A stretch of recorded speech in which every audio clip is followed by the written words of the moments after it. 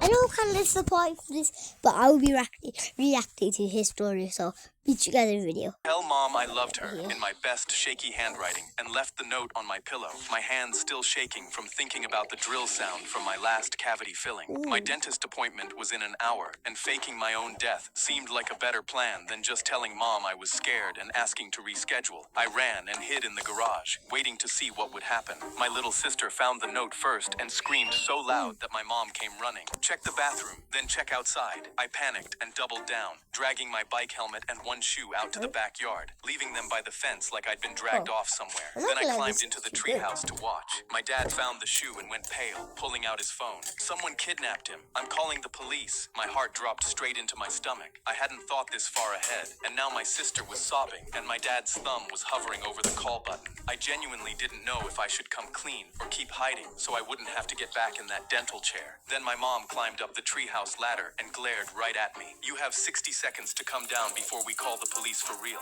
Let's go. My mouth fell open. You knew? She laughed. Of course I did. I saw the note before your sister. I just wanted to see how far you'd take it. My dad was laughing so hard behind her he had to lean on the fence. I climbed down in silence, and we drove to the dentist with my sister glaring at me from the back seat the whole way there. I wrote, tell Mom I loved her in my best shaky handwriting and left the note on my pillow. My hands still... Me and my idiot best friend Dayon rubbed each other in Vaseline at 7:52 a.m. because we were going to be late to work. There were no buses running, and even though we were 40 years old, neither of us had our driver's license yet. I turned to him. This is going to work. All we have to do is slide down the road and get to work on time. Otherwise, we're going to be fired. Dayon was already laying on his belly and putting on his game face. In just seconds, we were gliding down the street like two idiot penguins on ice. Dayon and I started cheering with both our mouths wide open because it looked like we were actually going to make it on time. And I just marked 3,039 days on the... Dante shoved me. We were 40 years old. Neither of us had our driver's license yet. I turned to him. This is going to work. All we have to do is slide down the road and get to work on time. Otherwise, we're going to be fired. Dayon was already laying on his belly and putting on his game face. In just seconds, we were gliding down the street like two idiot penguins on ice. Dayon and I started cheering with both our mouths wide open because it looked like we were actually going to make it on time, until I looked up and saw a pile of dog poop the size of a beanbag chair. I screamed, "Watch out!" and we both grabbed at a street pole to stop ourselves from gliding into it. But the Vaseline was so slippy, we slid off the pole, and we both landed right into the dog poop, mouths first. My mouth watered in disgust because it was in my teeth. It was in Dayon's hair, everywhere. I instantly stood up. That's cute, guys. Yeah? I'm back, guys. And bro, this is good. Spitting in disgust. Dayon wiped his eyes with his one clean knuckle. We're screwed. I looked up to see if there was a bathroom nearby, but then I saw we were right in front of our work, and my watch said it was 7:58 a.m. I shook poop off my right hand and helped Dayon up. If we don't walk in now, we're fired anyway. So we pushed inside and punched the clock 1 minute early. When our boss came out of his office, he froze, and I expected him to fire us. His eyes widened. What the? Dayon wiped his mouth and spoke quickly. The bus never came, so we greased up and slid here, and it was great until we ran into dog poop. But sir, we're on time. He stared at us for a long time, then his face went soft. Everyone upstairs told me to fire you both 2 months ago because they told me you weren't committed to the job. He pointed at the brown trail we'd dragged across his floor. But this is the most committed thing I have ever seen. He smiled. I knew I was right. You're not uncommitted, you're just idiots. But you both make this job a nicer place to be in, so I'm never firing you. I stood there covered in dog poop, feeling more appreciated than I ever had in my life. Dayon put his hand up for a high five, but our hands slid right off each other. Me and my idiot best friend Dayon rubbed each other in Vaseline. I just marked 3,039 days on the wall of the group home when a couple came in and actually made eye contact with me. The husband was wearing Lilo and Stitch shorts, and I pointed at them. That's my favorite movie. Ohana means nobody gets left behind. The wife giggled and hugged me. I almost cried because it was the first time anyone had held me in years. She whispered, "We'll be coming back for you." When she left, my social worker squeezed my shoulder. "Don't get your hopes up. You're almost 12. Couples usually want someone younger." But I clenched my fists because I needed him to be wrong. A week later, they came back with a jumbo-sized Lilo and Stitch. I jumped up because it was the first time anyone had given me a gift before. "Thank you, miss." "Thank you, sir." The man smiled. "Call us Mom and Dad." The woman nodded. "We'll be signing the documents for adoption over the next few weeks. Soon we'll be a family." When I went to sleep that night, I dreamt about all of us eating dinner at the kitchen table together, maybe with a dog, eating food that was actually fresh. But when visitation time came a week later, they never showed up. I blinked back my teeth tears and tried to tell myself that something came up, but the social worker immediately walked over to me. Been working this job for 10 years, kid. Seen this 1,000 times. Better to accept that parents either want to adopt babies or have children. That's it. I crumpled the Lilo and Stitch card I'd made for them while tears stung my eyes. Weeks passed, and I started stealing and acting like the other kids in the group home. I took from people's bags when they weren't looking. I walked around with a black hoodie and stopped smiling. When I blew out the candle alone on my 12th birthday, I didn't wish for a family. I wished to stop wanting one. And right as the birthday candle fumes filled the room, the door burst open. It was the couple, and they were holding the signed documents. I ran to hug them before I even processed what was going on. The man cried, "I lost my job 2 days before we were meant to sign the documents. The state froze the adoption, and there was nothing we could do." His wife stepped forward. "We never changed our minds. We never stopped thinking about you." The social worker set the folder down, and I signed before anyone could stop me. Weeks later, during the court hearing, my mom and dad walked into court in a full Lilo and Stitch costume, waving both blue arms at me. That night in my new room, he handed me a marker, and I marked day 1 on the wall. I just marked 3,000. Dante shoved me into the dirt after school and told me to get up so he could do it again. Kids came running from every direction while he stood over me, cracking his knuckles one at a time, and I scrambled backwards until my shoulders hit the flagpole. I had nowhere left to go, so I closed my eyes and braced for 6'6" of pure muscle to snap me in half. But instead of ending it, he yanked me up by the collar. "I told you not to talk to her. She's mine." He threw me back in the dirt and turned to dust his hands off for the crowd. "Shoulda kept your head down watching your stupid kung fu movies, you little geek." The whole circle laughed with him, and something in me.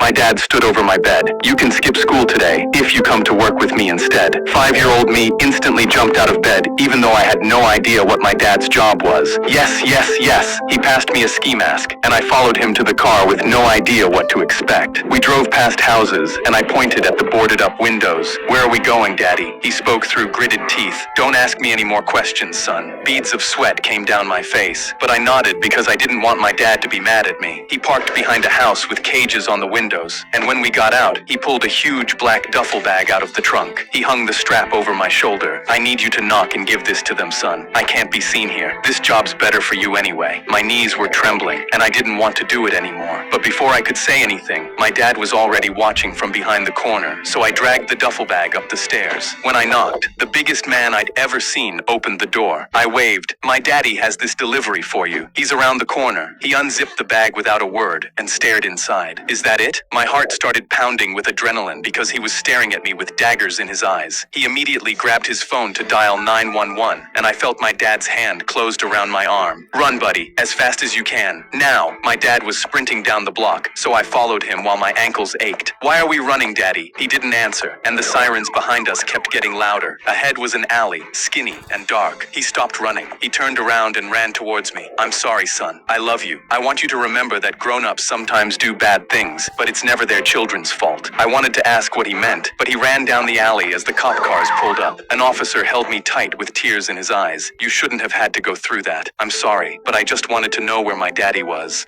My dad stood over my bed.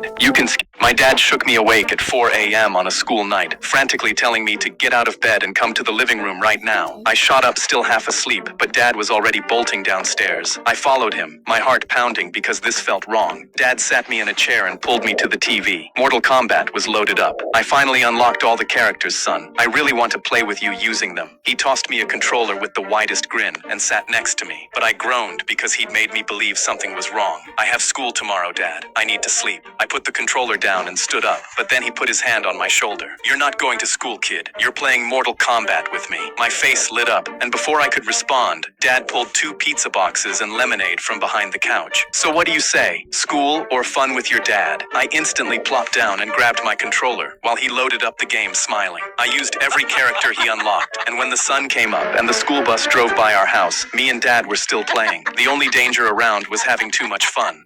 My dad shook me awake at 4 a.m. on a school night, frantically telling me to get out of bed, and I was in class making my robotic arm clench a fist just by thinking about it, when the biggest bully in school snatched it off and held it out of reach. "Cool toy, it's mine now." He looked at both my empty sleeves and smirked. "What are you gonna do? Grab it with your nubs, loser." I stood up, shoved him until he dropped it, and clicked it back into place. "It's not a toy. This is my arm." The recess bell rang, and his face twisted with anger. "We'll finish this at recess." My stomach stomach dropped because I knew he meant it, but I wasn't letting him take it. I walked into recess with my fist clenched, ready for him. He came straight at me, ripped my arm off my shoulder, and when I reached for it with my nub, he slapped me with my own arm and shoved me into the dirt. "You don't deserve this arm like I do." The whole playground laughed. He slid my arm onto his own and held it up. "This is mine now. Nobody can beat me." And for the first time, I let his words get to me and felt defeated. But then he turned on the little kids, chasing them and grabbing them by the collar with my hand while they cried. When one boy tripped, the bully stood over him and raised my fist to hit him. So I got up and shoved him with my nubs. "That's not yours. Leave him alone." The playground went silent because I had no hands and no way to fight him. He let the boy go,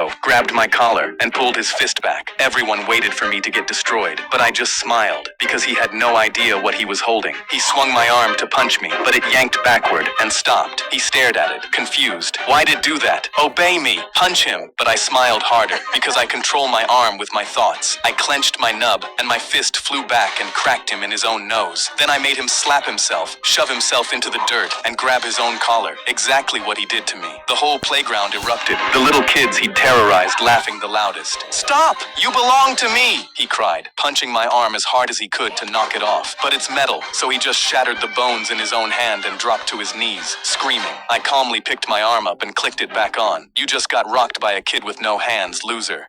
I was in class making my robotic arm clench a fist just by thinking of the class clown tried to hypnotize the meanest teacher in school. "You're getting very sleepy." Mrs. Vaughn snatched the pendulum mid-swing. "One more word and you're suspended." My eyes widened because if he made another teacher quit too, he'd probably get expelled. But I got an emergency call that a robbery was in progress, so I rushed over to the store, my hands on my holster. The owner immediately pointed at the homeless man sitting on the floor in the corner of his store. "That filthy beggar was robbing me," he spat. "Arrest him." I walked towards the man and noticed the scrunched up bouquet of flowers in his lap. I asked him if he'd really been stealing, and he looked up. "It's my wife's birthday. She's homeless out here with me, and I had no money to get her flowers." My chest tightened because his entire face was bruised, but the owner was already leaning over my shoulder. He reached down and snatched the flowers out of the man's lap. "Here's what I think of your wife." He spat on the bouquet and dropped it onto the floor. I was shocked, but the homeless man instantly pushed himself up to his feet. "Don't you ever talk about my wife." The owner spun to me instantly, pointing. "See? He's aggressive. He just threatened me. Arrest him right now." I realized the situation was escalating, so I put a hand up and told everyone to calm down, but the owner was starting to get on my nerves. I asked the man how he got the bruises on his face, and the owner smirked. "That was me. I made sure to really hit hard when I saw this piece of filth stealing." He said it proudly. "And because I was homeless once, I'd reached my limit." "So you assaulted him. That's a crime, and you're under arrest." His face dropped as I reached for my cuffs. He shoved me back hard. "You're not arresting me. Arrest him and his wife for existing around me." But I closed the gap and grabbed his wrist. "I'll charge you for assault of an officer too if you're not careful." The homeless man put his hand on my shoulder. Nobody's ever taken my side before. I nodded and walked the owner out while he cursed at us. But as I shoved him into my cruiser, I saw the homeless man handing the flowers to his wife on the corner, and beside them, there was a homeless little girl, mouthing, "Happy birthday, Mommy." My heart genuinely shattered, so I decided to go buy them a birthday cake out of the owner's wallet. He watched helplessly, red in the face as I handed it to them.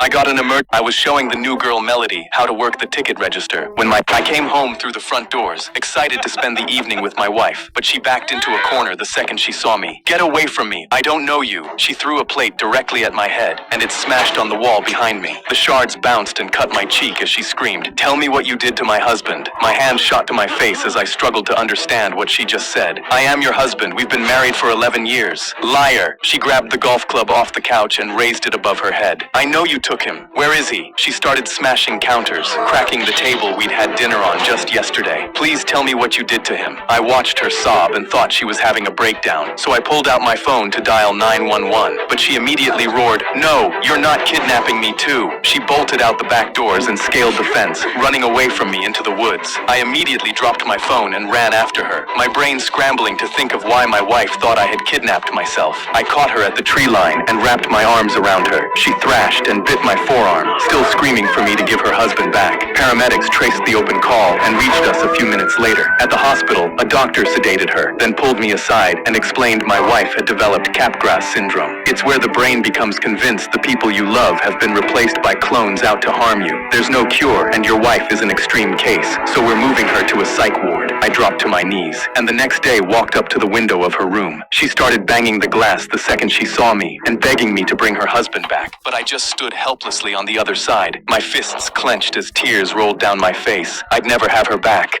I came home through...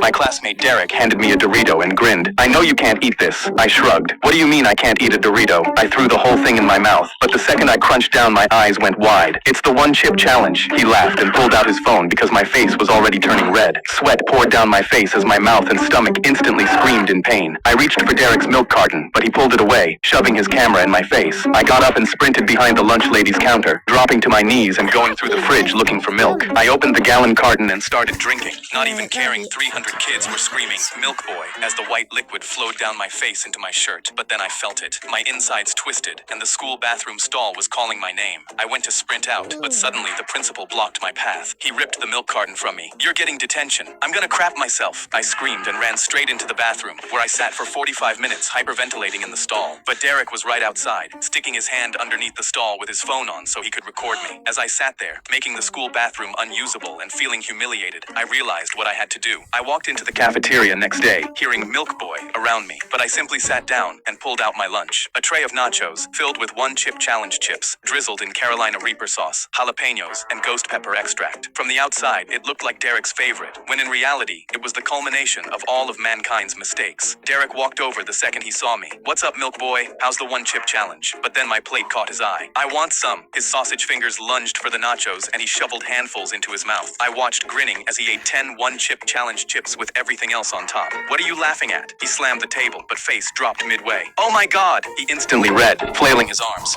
I went to bed and kissed my wife like always, but when I closed my eyes, I woke up in a desert I didn't recognize. My head pounded, and when I looked around, I saw nothing but sand in every direction. I pushed myself up and walked for hours, but that's when my hand hit something plastic. A magic 8-ball with a sticker on the side that read, "The Ball of Lies." "I'm the ball of truth." The 8-ball suddenly spoke. I grabbed my head and asked desperately, "How do I get home?" "Walk to the hill on your right." I looked at the 2 sandy hills on either side of me. Then I looked at the sticker, "The Ball of Lies," and went left. The hill on my right literally exploded. Then I saw 2 roads. The ball told me, "Take the left one." I took the right one, and suddenly an avalanche started on the left road. "Do not get in this man's car." The ball spoke. Right then, a car pulled up, and a man offered me a ride home. I immediately said yes, crying with relief. We drove for 13 hours until we finally reached my address. I threw the door open, and my wife hugged me in tears. "Where were you? I've been waiting for you all alone for days." Suddenly, the 8-ball spoke from my pocket. "She was indeed waiting all alone. No other men kept her company."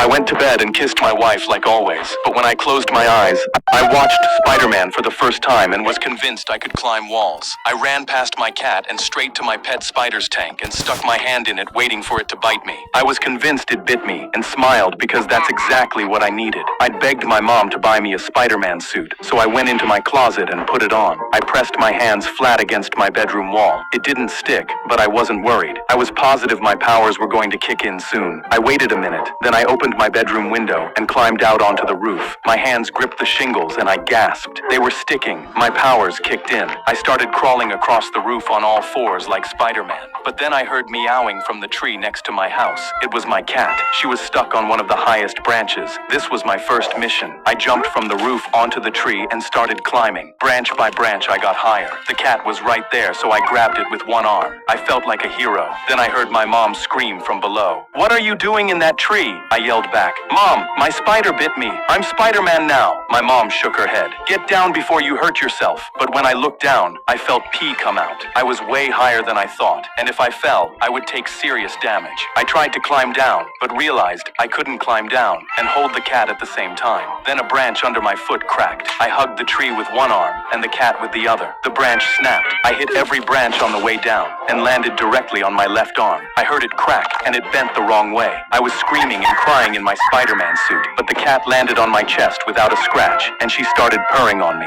Mission complete. I was Spider-Man. When I came back from the hospital, my mom told me she released my pet spider in the wild. She pointed at my suit in the closet. I'm returning that suit too. Turns out I wasn't Spider-Man. I just had a really strong grip.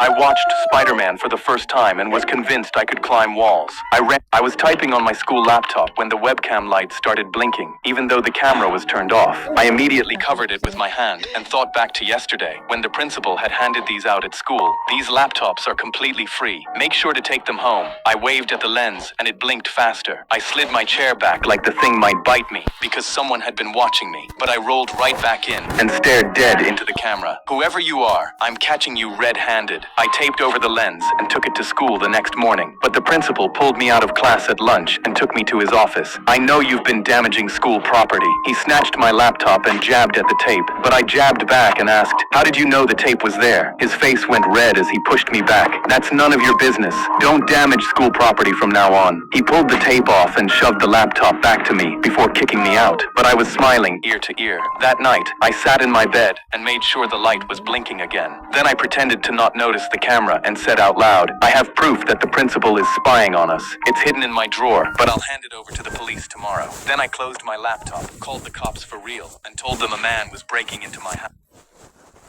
A few minutes later, my window slid open. I was lying on the bed and kept my breathing slow as footsteps crossed my carpet. When I cracked an eye open, the principal was digging through my drawer. His flashlight swung straight onto my face and my entire body locked up. I strangled my sheets as he stepped toward my bed, but that's when red and blue lights flooded my window and two cops burst in through the door. They slammed him into my floor and my fingers finally let go of the sheets. He got cuffed, screaming, "Those are my laptops. I have a right to use those cameras." I sat up and waved at him from point blank. I promised I'd catch you red-handed, and that's exactly what I did.